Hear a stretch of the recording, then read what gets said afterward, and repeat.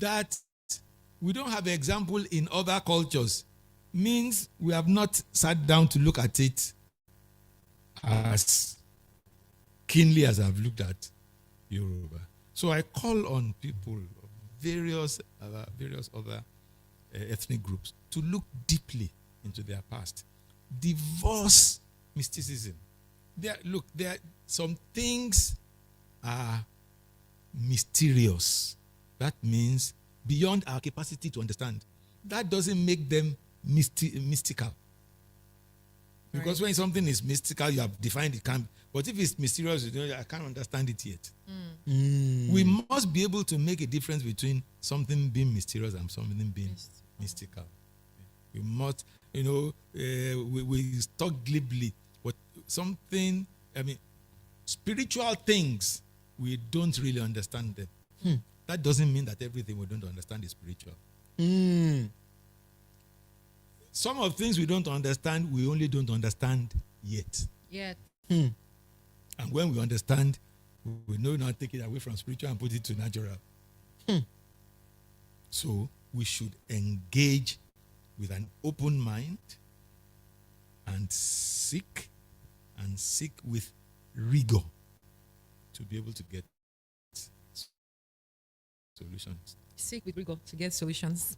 Thank you so much, sir. Okay, so my final question, it's not a question actually, because, having read through your achievements and then seen at least a bit of what your practice, and then of course there's still a lot more to read and find out about your work.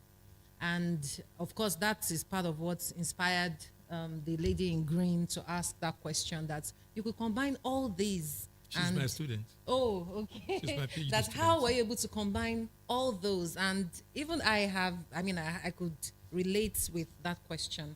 So I guess what I really am asking for is, with all these multiple passions that a lot of young people have, even multiple aspirations, enthusiasms, you have gone through it, you've been able to make a whole lot of it, and we can say, oh, he's a polymath.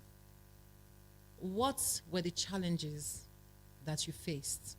Because if we just look at it with the way you've spoken and what we've read and the videos we've seen on YouTube, it's just so sweet and looks so easy, and I can move from one thing to the other. Divorce one.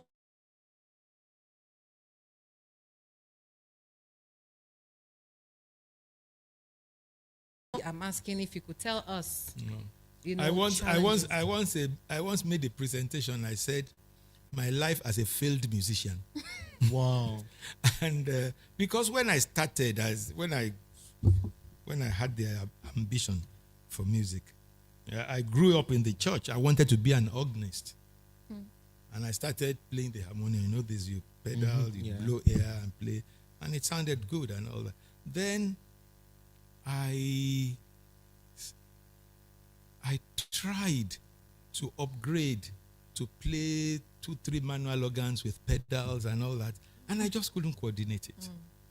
And I have friends who just go, and you hear the organ sounding like an orchestra. So I gave up. I then decided I would be a pianist. So when I started playing piano, then I see people playing Tchaikovsky. People playing Flight of the Bumblebee. Yeah. And the piano is sounding as though a bee is humming. Yeah. I gave up. So I took the synthesizer, keyboard. I play, and I saw people like Corey Henry. And they make the keyboard weep. I gave up. Okay. So I went and started with a finger-style jazz guitar. And I enjoyed it. And because I have a background in organ, keyboards, I learned to play the guitar. I learned to play hymns on the guitar. Play hymns, all the chords, all the notes, like you are hearing it on a piano. But apart from the fact that the timbre of the guitar is different from the piano, you might think I was playing a piano. Then I met Tommy Emmanuel, Chet Atkins. I gave up. So that's why if people see me today and don't know that I'm a musician, it's because I have failed at these levels. But all these failures, which I now go to the next one, well, at least I made records. When I was an undergraduate, there were only 3 or 4 recording studios in Nigeria. And people will come from the east, from the north to come and record in Lagos. And they tell them, when you get to Lagos, go to Unilag, go and get today, we'll play keyboard for you. I mean, I was that on demand. So, now, one area I failed and failed gallantly is in business. I set up a business. I did it for many years. It worked, but I noticed that once I had competition, I couldn't cope. When I set up the first microcomputer company in Ibadan in 1985. I was teaching people to do word processing, spreadsheets, teaching them how to do, because there was no Windows didn't exist. You need to know the commands to be able to run the computer. I was teaching all that, and I did all that, and making lots of money. And each time somebody graduated from us, we went to set up another computer company, teaching the same thing. After some time, I couldn't compete, so I moved to something else. So each time I was out-competed, I moved to something. Maybe I didn't have enough tenacity. Sorry, Yoruba sọ pé àdó ìṣílò ògùn ọ̀rọ̀. Consistency is the elixir of success. You have to stay with it. You have to. Maybe I didn't have enough of that because of this, my being there, done that. But I know that I have not succeeded in business. So by the time I finished my business career, I moved into, I run like a not-for-profit.